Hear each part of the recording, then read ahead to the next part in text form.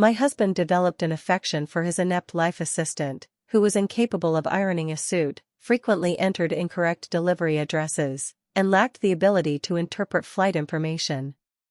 However, my husband described her as endearing, innocent, and unrefined, attributes starkly contrasting with mine, and to ensure her protection, he was prepared to antagonize both families and seek a divorce from me. Devastated, I opted to pursue advanced studies abroad. Upon completing my education and returning to my home country, I encountered him at the entrance of a prestigious banquet. Preston, who once fearlessly pursued true love despite rumors, now gazed with unconcealed indifference and disdain at the heavily pregnant woman beside him, stating, "Return home immediately, I cannot afford such humiliation." My subsequent encounter with Preston occurred upon my return to attend an academic forum, where an unsubstantiated rumor, origin unknown, suggested I intended to settle permanently, prompting my friends to discreetly organize a banquet in my honor. When they located me, I was carrying a suitcase with crumbs from cookies covertly consumed at the forum still clinging to my lips. I was escorted to the banquet, only to unexpectedly spot Preston at the entrance. Compared to 5 years prior, he had matured considerably yet retained his handsome and refined demeanor, with no diminishment of his aristocratic bearing. The crowd evidently possessed some knowledge, as an unidentified individual nudged me, causing me to stumble forward several steps. Preston now rarely makes public appearances, leaving it unclear whose influence warranted his presence today, a sentiment followed by teasing whistles from those around us. I furrowed my brow in displeasure, whereas Preston, seemingly unperturbed, extended his hand to me in a gentlemanly fashion, saying, "Joanna, I have owed you an apology for years. Now that you have returned, let us put the past behind us." He spoke with sincerity. "I apologize and hope for your forgiveness," as an unanticipated crowd gathered around us, urging me to forgive him, some even jestingly encouraging me to say "I do." All present belonged to the same social circle, and with the conversation reaching this point, the implication was that a single step back on my part would resolve all issues harmoniously. I met expectations by forcing a standard smile and promptly slapped Preston's hand, remarking, "Apologies, Preston, I am not particularly adept at social graces." 13. I then gestured toward the entrance, stating, "On such a frigid day, leaving your pregnant wife standing at the door, Preston, your grace remains as consistent as ever," prompting him to turn away, his expression darkening instantly. At the entrance stood Lena, visibly pregnant, enthusiastically waving at him and hopping over, exclaiming, "Honey, why didn't you wait for me?" She was adorned head to toe in opulent jewelry and the latest luxury brand attire, yet her movements and tone resembled those of a young girl, creating a striking incongruity. Moreover, her disregard for the child in her womb, evidenced by her bouncing, caused alarm among observers. Preston subtly retreated a step, inquiring, "Why are you here?" causing Lena's smile to freeze on her face. Upon approaching and recognizing me beside Preston, her smile vanished entirely. She gazed at me with an almost dazed expression, her eyes brimming with hostility. I was uncertain of the origin of this animosity, for logically, I should be the one harboring resentment toward her. Indeed, were I to strike her now, no one would dare reproach me. This stemmed from 5 years ago, when Preston's profound love for her drove him to defy the world to secure a divorce, at a time when I was, coincidentally, his wife. One evening 5 years prior, as Preston lowered his head to respond to a message for the 5th time, I resolutely set down my chopsticks. After 2 years of marriage and over 20 years of acquaintance, I knew him exceedingly well. Though physically present at the table, his mind had clearly drifted elsewhere. On our wedding anniversary, I prepared an elaborate meal, yet he offered only perfunctory praise twice, his gaze never straying from his phone. "Your assistant?" I inquired, prompting Preston to finally look up at me and reply, "Yes, I asked her to confirm tomorrow's schedule." I nodded, commenting, "It's already evening, and tomorrow's work remains unarranged. How does your assistant perform her duties?" Preston immediately frowned, retorting, "Lena is typically diligent and responsible. Perhaps something arose today. Refrain from speaking of her in that manner." "Oh," I responded, resuming my meal in silence, to which he countered, "What do you mean by oh?" "She's new and naturally a bit clumsy, give her time, and she'll improve. Not everyone is as capable and socially adept as you, leaving me abruptly exhausted, prompting me to set down my chopsticks. In over 20 years of knowing Preston, he had never addressed me in such a tone, disparaging, sarcastic, and confrontational. It felt as though we were not a couple united under the witness of family and friends in a well-matched union, but rather as if I were his adversary. Remaining silent, Preston abruptly tossed his phone onto the table. He shrugged and raised an eyebrow, gesturing, "Fine, fine, check it if you wish," but at that moment, his phone screen illuminated. The caller ID displayed "Lena Baby," visible to us both simultaneously. Preston hastily covered the screen with his hand and fumbled to end the call. I took a slow sip of soup and remarked calmly, "So, this too is part of your work?" In fact, Preston had previously consulted me regarding the hiring of a life assistant. Upon assuming control of the family company, he was incessantly occupied, sacrificing sleep and family time, often staying up all night or subsisting on cold meals. Eventually, gastric issues and insomnia tormented him incessantly, a sight that pained me. Thus, when he first proposed hiring a life assistant, I consented without hesitation, and Lena joined the company at that juncture. Concerned for my peace of mind, Preston insisted I participate as an interviewer and even nonchalantly displayed their chat interface before me, commenting, "Young women these days use emojis even in work conversations, truly lacking discernment of context." I observed that Preston had labeled her assistant number 2 and casually perused the details. Unlike the professional assistant, she was tasked solely with managing Preston's personal affairs. However, she ruined Preston's $200,000 suit through improper ironing, ordered snail noodles for lunch during a shareholders' meeting, and failed to comprehend flight information, causing Preston to miss multiple flights. Each time, she offered earnest apologies, pledged improvement, and appended a cute cat emoji. Deeming her professional competence inadequate, I suggested, why not replace her with someone more experienced, perhaps a male assistant, to which Preston waved dismissively, replying, "No, terminating her shortly after hiring would reflect poorly on the company." 38. He had always been strictly professional, so I thought little of it at the time. In retrospect, how could Preston, a workaholic, tolerate such inefficiency?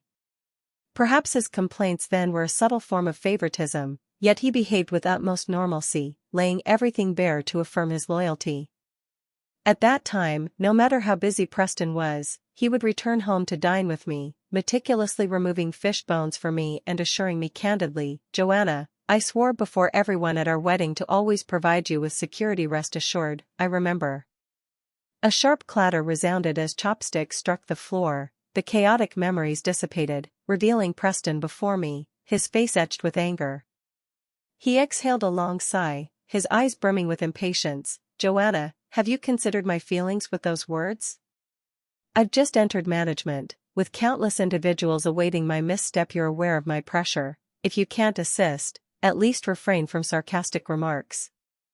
Lena may be somewhat clumsy, but she's genuine and charming, unlike your worldly sophistication," emphasizing worldly sophistication deliberately.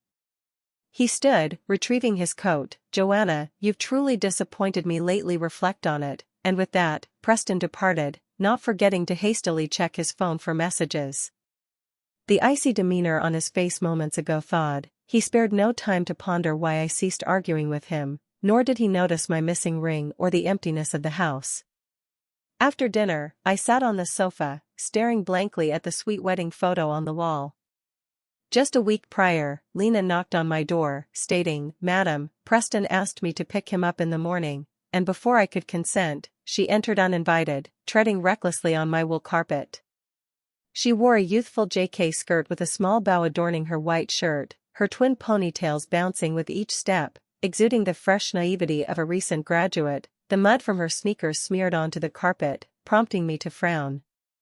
On one hand, the wool carpet, specially imported from Europe by Preston's mother for me, was difficult to clean. On the other, an assistant to a CEO reflects his image, and in my view, Lena's conduct from the moment she entered demonstrated a complete lack of professional decorum, if not basic manners. "I'm sorry, I didn't mean to," she said, turning to see the carpet, her face flushing red instantly and adopting a frail, innocent demeanor. despite my not having uttered a word, as though I had bullied her. I sneered inwardly, hailing from a business family accustomed to navigating the arenas of fame and fortune since childhood. I had encountered every type of individual imaginable. Thus, with a single glance, I silently concluded, a green tea personality, confirmed.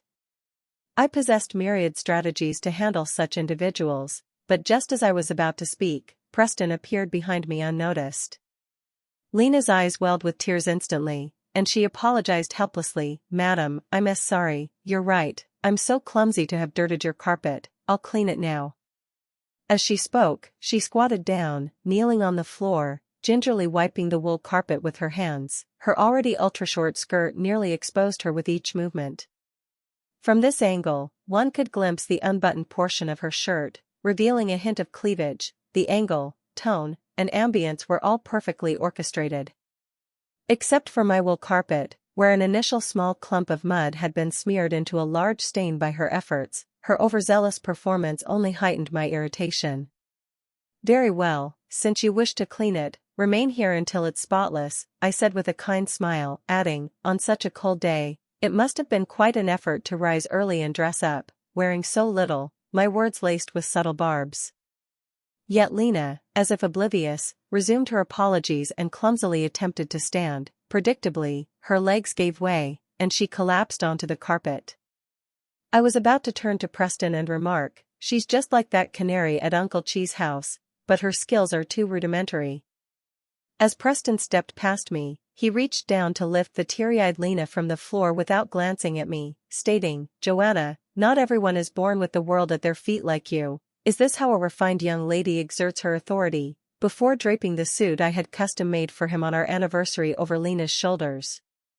"Get up, let's go," he said, and Lena nodded obediently, following him eagerly. I stood stunned for a moment, my face suddenly burning red, before bursting into laughter not only at Preston, a scion of a prominent family, failing to see through such crude theatrics, but also at myself, outwitted by such a petty bird. Though I harbored few expectations for marriage, initially a union of two families where affection was a bonus, while interests and reputation took precedence. Now, with the exchange of interests yet incomplete, he dared to strike my face metaphorically? Absurd, truly absurd. After much deliberation, I resolved to discuss matters with Preston. The Jiang and Gu families shared a long-standing alliance, with significant mutual interests and exceptional camaraderie, not to mention our childhood friendship, and 2 years of marriage. Claiming no love existed between us would be disingenuous. Yet what I found most intolerable was the trampling of my self-respect. Raised as the center of attention, I could not endure such humiliation, necessitating an explanation from him regardless of circumstances. Upon placing the call, I noticed Preston had changed his ringtone. Previously, it was "First Love," the music from our wedding and my favorite song, which he had set as his ringtone, initially to my embarrassment. But Preston had said to me, "Only you, Miss Jiang, dare to call me directly. Who else has the courage?" So naturally, I set it to your favorite song to brighten your mood each time you reach out, with a small selfish wish, that you'd call me every day. Words I still recall, rare sweet nothings from a typically reserved Preston. Now, the ringtone was youthful and upbeat, likely a popular track by some boy or girl group, wholly unfamiliar to me, evoking only a sense of estrangement. Abruptly, the call connected, and Preston's impatient voice emerged, "What's wrong with you now?" Prompting me to hang up sharply. It seemed some questions required no answers, and wiping cold tears from my face, I promptly instructed my lawyer to gather evidence and draft a divorce agreement. Yet I hadn't anticipated that Preston would deny me even a shred of final dignity. A month later, at my father's birthday, he arrived tardily with Lena, grasping her hand before all the elders. "Previously, I lived and married according to your expectations, but now I've met someone I genuinely care for, and I must seize this chance for myself," he declared. He looked up, meeting my eyes from the staircase. From his evasive gaze, I sensed an ominous portent, my heart sinking as I silently pleaded for him to stop speaking. Yet Preston articulated each word deliberately. "Marrying Joanna was solely for profit, and she's like a lifeless plank in bed. I've grown weary, publicizing the most intimate details, even if fabricated, as a weapon to devastate me. He was fully aware of my resilient nature and the existence of better resolutions, yet Preston intended to humiliate me, effectively stripping me bare before all, shattering my proud backbone. Instantly, a ringing filled my ears, and in a daze, I pushed the door open to leave. Within a few steps, I collapsed completely. My father, enraged, smashed his priceless purple clay teapot. My mother fainted from fury. Preston's mother wept as she apologized to me, and all of Preston's wealth and properties were transferred to me in conclusion. However, the repercussions persisted. My father adamantly severed numerous cooperative ventures, and I departed abroad to pursue my doctoral degree. I heard that Preston persisted for some time before ultimately marrying Lena, but such matters no longer concerned me. Escaping that marriage, I felt the world expand before me. By then, I was on the other side of the ocean, achieving substantial results in my projects, leading a fulfilling life. 5 years passed in a flash, and those events no longer stirred any ripples in my heart. Thus, after brief pleasantries with friends, I quietly lifted my suitcase to slip away, only for a familiar figure to block my path. Preston, leaning against the wall, as if he had awaited me for some time. "Do you really wish to avoid me so much that you'd flee before the banquet ends? I recall how you once adored such gatherings, always dragging me to coordinate outfits," he began. He paused, noting my coldness, then straightened to face me. "Joanna, I know you're deliberately avoiding me. Are you still reminiscing about the past?" "Truthfully, so am I." I nearly laughed aloud. The perpetrator stood here reminiscing with me, while I, the one truly harmed, remained silent, yet he feigned pity. Whether I affirmed or denied it, it would seem I couldn't let go, so I shifted the topic. "By the way, I heard your married life is blissful and you're soon to be a father. Congratulations, ex-husband." Upon mentioning his family, Preston averted his gaze, twirling his wine glass with no trace of joy on his face. This piqued my curiosity. The person he once defied all to marry now elicited only indifference, as if he were deliberately evading the subject though it no longer pertained to me. During this brief delay, my friends approached, engaging me in conversation. "Joanna, when you stormed off in anger and cut contact with everyone, we feared you might do something rash. Who knew you'd quietly earn a genuine PhD, setting a new record for the highest education in our circle. I heard your business intelligence project is about to launch a major future trend. My parents instructed me before coming to learn from you, and I plan to ride your coattails," they said, as I declined the offered wine, replying, "It's merely a pilot. Your parents are too generous with their praise." Meanwhile, Preston had somehow positioned himself beside me, taking the wine glass and downing it. "No exaggeration, you're as exceptional as ever, undaunted by anything," a polite remark undermined by the fact he had committed those deplorable acts against me. Preston once disdained my sophistication, yet now he seamlessly joined our old friends in supporting me and shielding me from drinks, subtly closing the distance between us before others, an action that only discomforted me. Thus, I deliberately distanced myself from Preston, coolly reminding him, "Preston, didn't your wife attend today as well? Where is she?" "Leaving her alone, heavily pregnant. To wander here isn't quite appropriate, is it?" Preston replied flatly. "She felt unwell and went home. Let's enjoy ourselves today and not mention her," his omission feeling akin to drawing a definitive boundary. A friend tugged at me aside, whispering, "Not mentioning Lena at banquets is an unspoken rule," leaving me perplexed as a commotion erupted at the entrance. A man in a suit hurried over, exasperated. "She refuses to leave, insisting you accompany her back. We're at a loss," and soon everyone identified her. For Lena, teetering in high heels, squeezed to Preston's side, exclaiming, "Everyone's here. Why wasn't I invited to join?" as Preston pinched his brow, replying, "Didn't I tell you to go home?" Before he finished, Lena's eyes reddened, her voice choking. "What gathering can't I attend? You exclude me from business events, fine, but why bar me from friends' gatherings? Don't you love me anymore? Have you forgotten how you proposed, vowing to brave fire and water for me, even pluck stars from the sky? Now I merely ask you to stay with me, and you can't. Preston, you're a total jerk." Lena stomped fiercely, turning away, awaiting his consolation.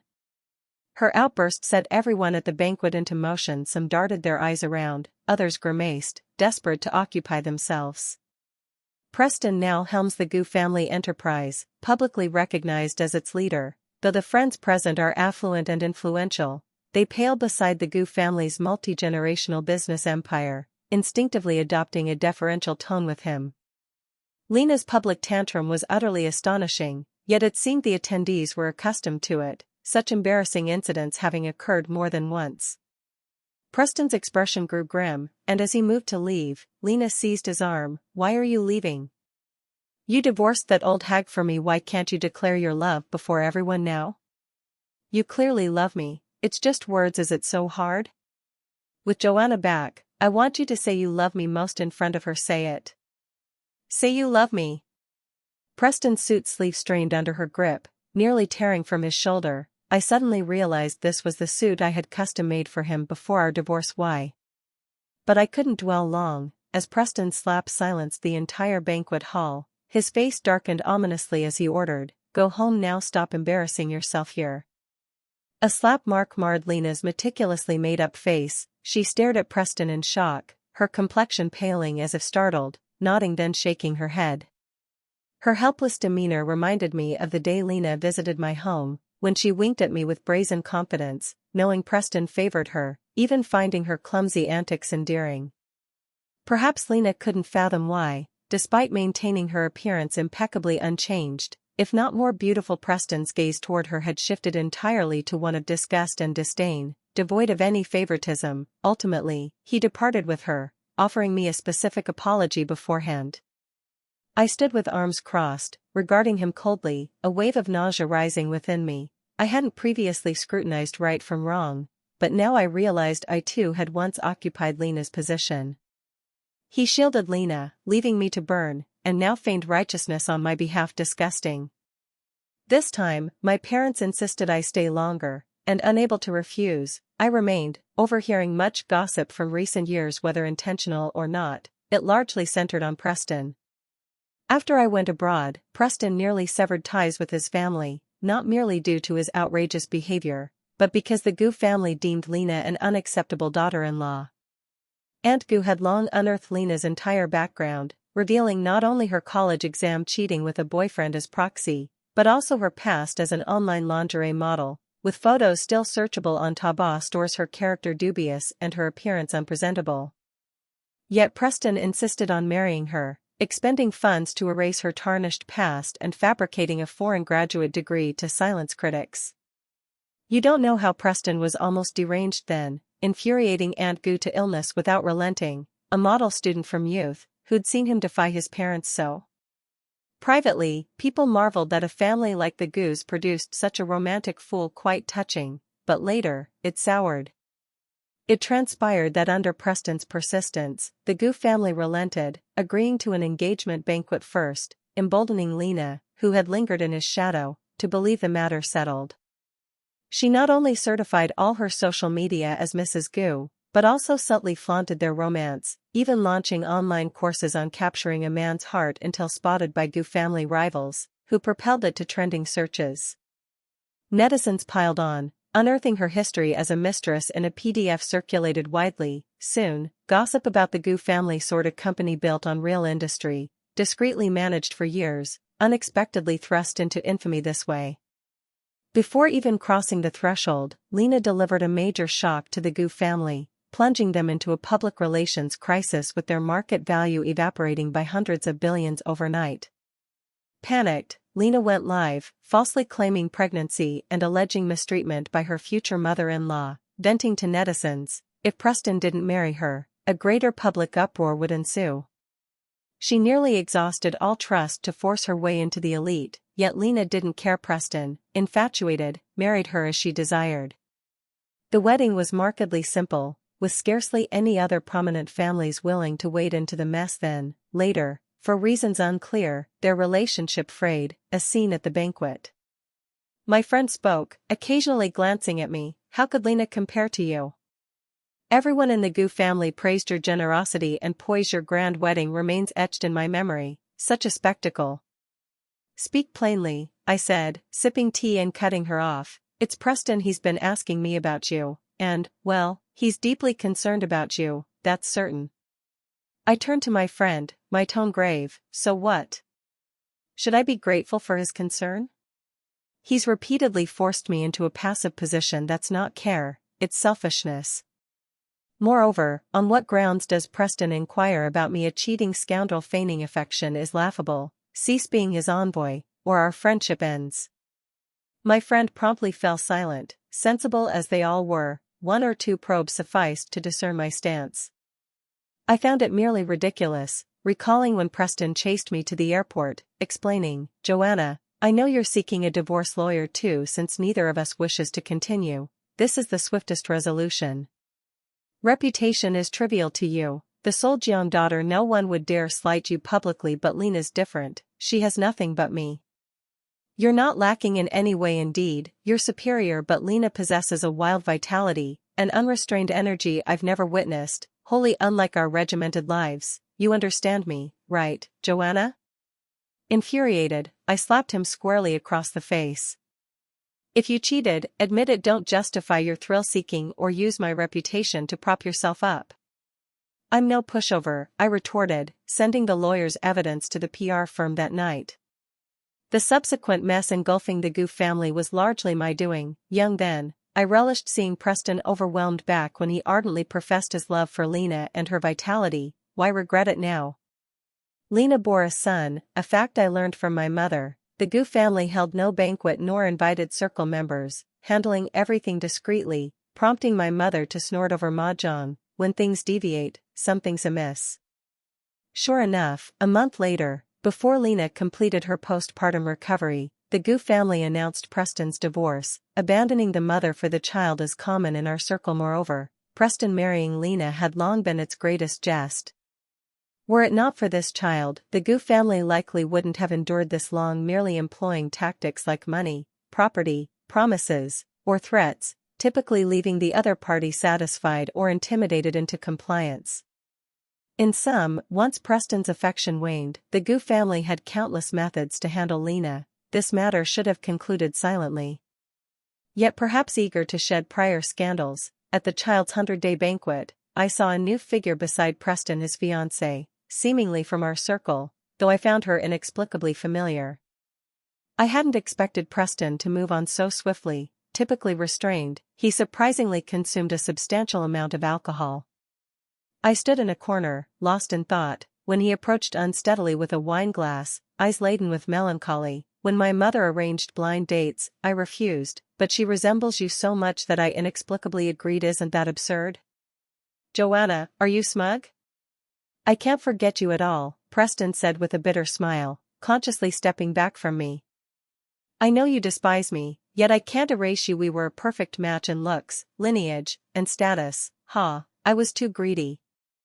Before Preston finished, I splashed my red wine across his face. "I've long wanted to do this, Preston. You admire my competence, Lena's vitality, and your new fiancé's ability to overshadow scandals. Plainly, you favor what benefits you, selfishly loving yourself. A fickle man like you will soon face consequences," noting pain and confusion in his eyes. At that moment, the stage screen scrolled through photos of his son's 100-day celebration. In the next segment, the host smiled, inviting Preston's parents, the grandparents, to bring the child out to greet everyone. Yet after 3 calls from the host, no movement came from the entrance. As the host prepared to skip the segment, Aunt Goo rushed out, pale-faced. "Andy? Where's my grandson?" "Preston, didn't I tell you to watch your son closely?" "How did my grandson vanish?" she exclaimed, sparking unrest among the crowd. Preston swiftly ordered security to lock the doors, check surveillance, and alert the police. The disappearance of the Goo family's eldest grandson turned a joyous 100-day banquet into chaos. Attendees, all prominent figures, buried some, respecting the Goo family, grudgingly accepted checks, while others smashed bowls, demanding to leave, plunging the scene into extreme disorder. Then Preston's fiancée, Darlene, stepped forward, toasting and apologizing to calm some guests. At that instant, the stage screen went black, and a second later, Lena appeared, holding the child, her face ashen, hair disheveled, with evident blood marks on her neck.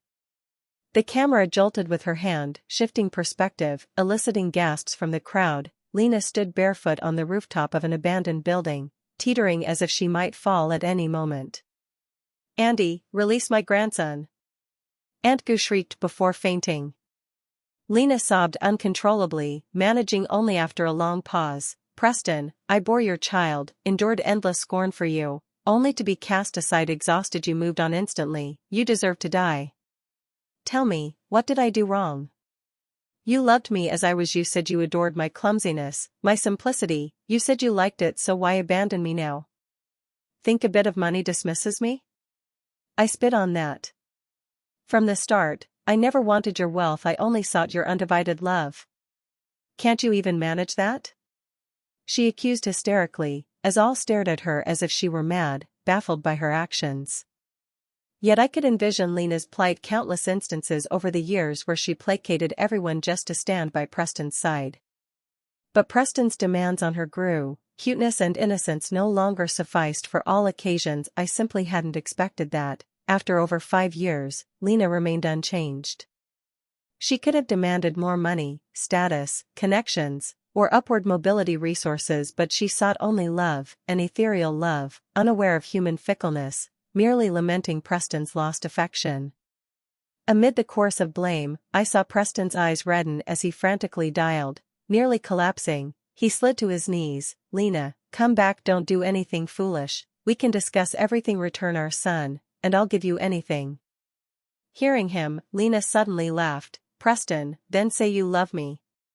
Stunned for a second, Preston softened his tone. "Lena, be good, set our son aside and send me the address." Tears streamed as Lena laughed. "Preston, you still don't grasp what I want," and with that, the camera shook violently. 1:58, without hesitation, Lena leapt, followed by several deafening crashes. The screen went black instantly, silencing the entire banquet hall. Seconds later, I witnessed Preston frantically kowtowing to the screen, blood staining his forehead. His wails echoed through the hall, yet I felt no pang of sympathy, only a bleak sorrow. That night, Gu family news topped trending lists. The 100-day banquet became a memorial for mother and son, witnessed by many in the circle, utterly ruining the Gu family's reputation. Many mocked the Gu family. Darlene annulled the engagement the next day, citing their ill fortune. Preston sank into despair, PR unwilling to issue a statement, ample time for me to erase all traces I'd left. A year later, I officially took over the family company. I grew indifferent to marriage, occasionally attending arranged dates without enthusiasm. Men, to me, were mere desserts, or rather, accessories. My parents gradually accepted my perspective, for marriage law protects neither the weak nor the wronged. Now, leveraging my acquired knowledge, I expanded and fortified business intelligence, swiftly elevating the company to new heights. Bold reforms accompanied by inevitable pains. Later, at a dinner, I encountered Preston again. His former vigor had vanished, the Gu family no longer his shield after a hiatus. It had been overtaken by other firms, its recovery improbable. Preston approached me as I managed men on my phone. I sat at the head, while he stood beside me, persistently holding a toasting stance. Only when I looked up from my phone, tossing it casually onto the table, did I say apologetically, "Preston, I was just handling some work matters. You don't mind, do you?" The phone screen lit up with a message from puppy number 3 on Facebook. Preston glanced at it, quickly looking away as I swirled my wine glass and yawned. New employees these days pick such random names. He toasted me respectfully. "Joanna is right." After the dinner, Preston pursued me. "Joanna, happy 30th birthday. I heard you've stayed single, but women must marry eventually. Lately, I've..."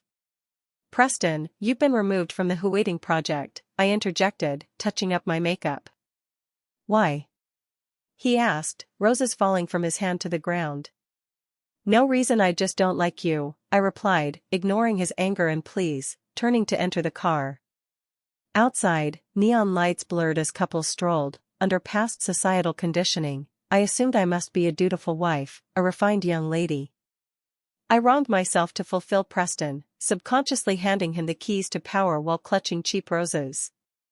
With age, I realized that power, wealth, and the desire for control outshine romance. Henceforth, I shall pluck my own roses.